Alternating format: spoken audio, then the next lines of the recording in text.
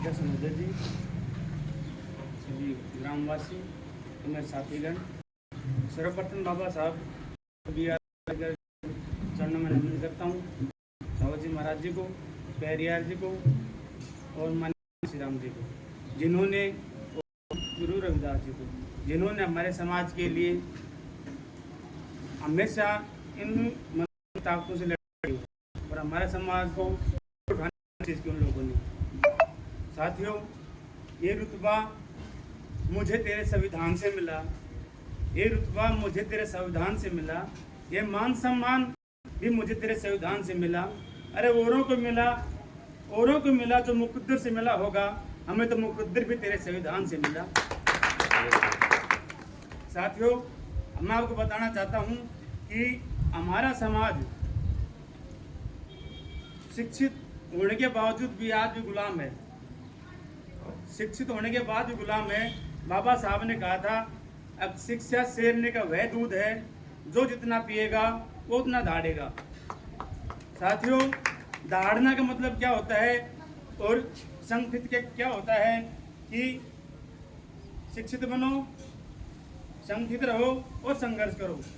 संघर्ष कब होगा? जब हम शिक्षित होंगे। शिक्षित होंगे तो हम संगठित भी होंगे। साथियों, ये मनवादी ताकतें जो हमारा आए दिन शोषण कर रही हैं, कोई मुंह रखता है तो उनको भी मार दिया जाता है, कोई किसी जमींदार की या किसी उनके मनोवादी ताकतों के मटका छूते हैं तो लोग उनको बच्चों को मार देते हैं। और तो और अभी पावर टपरागपुरा में नवोदय स्कूल किसे कहते हैं, जो 1000 बच्चों पढ़ते जाते हैं, 1000 में से 5 बच्चे सेलेक्ट होते हैं। अब बताओ कितना क्रीम हेरा होगा वो, जो 1000-2000 बच्चों में एक सेलेक्ट होता है। उस बच्चे के साथ में वो मनोवादी ताकतें इतना शोषण करते हैं, या तो वो लड़का स्कूल छोड़ के भाग जाए, या वो सुसाइड कर ले, या उसको मार दिया जाता है। साथियों, उस परिवार के 15 साल का बच्चा था, 10वीं क्लास में पढ़ता था, बच्चा लगभग क्रीम तैयार हो चुका था। वो लड़का IAS बन सकता था, UPSC में डॉक्टर बन सकता था आगे जाके, लेकिन उन लोगों ने उसे वो मार दिया। मारने के बाद में उसे फांसी पर लटका दिया। लटकाने के बाद में उनको भाई घर वालों को बता दिया तुम्हारा लड़का सुसाइड कर लिया, ले जाओ इसको। तब उन लोगों के साथ शोषण होता है, तब भीम आर्मी को वो लोग याद करते हैं कि अब न्याय दिलाने के लिए, लड़ने के लिए, पिटने के लिए, कूटने के लिए तो भीम आर्मी तैयार है। उनको बुलाओ समाज में और लड़ाई लड़ दो। लड़ाई लड़ते हैं, उनको न्याय मिलता है, और तो और पैसे लेकर राजीनामा भी कर लेते हैं। उन लोगों की FIR तक दर्ज नहीं होती थानों के अंदर।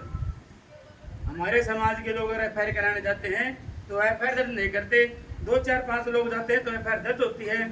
FIR दर्ज होने के बाद में उनकी कार्रवाई नहीं करते। वो लोग FIR दर्ज भी कर लेते हैं, फिर भी कार्रवाई नहीं होती है। तो फिर उस लास्ट में आते हैं तो भीम आर्मी उनको याद आती है।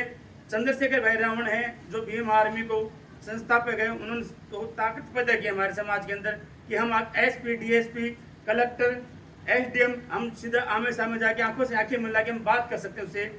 आपको याद होगा 2 अप्रैल को हमारा जो SC/ST एक्ट था, उसको उन लोगों ने, मनवादी ताकतों ने समाप्त कर दिया था, उनको हटा दिया गया था।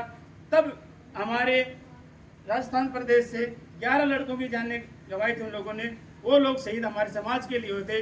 तो एक बार उन लोगों के लिए मैं श्रद्धांजलि अर्पित करता हूँ कि वो लोग अपनी जान कुर्बान करके हमारे समाज को वो ST एक्ट लागू दोबारा करना पड़ा उन लोगों को। उनको क्यों? वो भीम आर्मी ने ताकत पैदा की हमारे समाज के अंदर कि जितने भी क्षेत्र में, पूरे प्रदेश में, पूरे ऑल इंडिया में 2 अप्रैल 2018 को पूरा ऑल इंडिया बंद करके दिखाया था। तो वो हमारे समाज की ताकत थी। तो दोस्तों, वो तो ताकत है, उस ताकत को व्यर्थ न जाने दो। कि कहते हैं कि हक की लड़ाई में निमंत्रण नहीं भेजे जाते, हक की लड़ाई में निमंत्रण नहीं भेजे जाते हैं।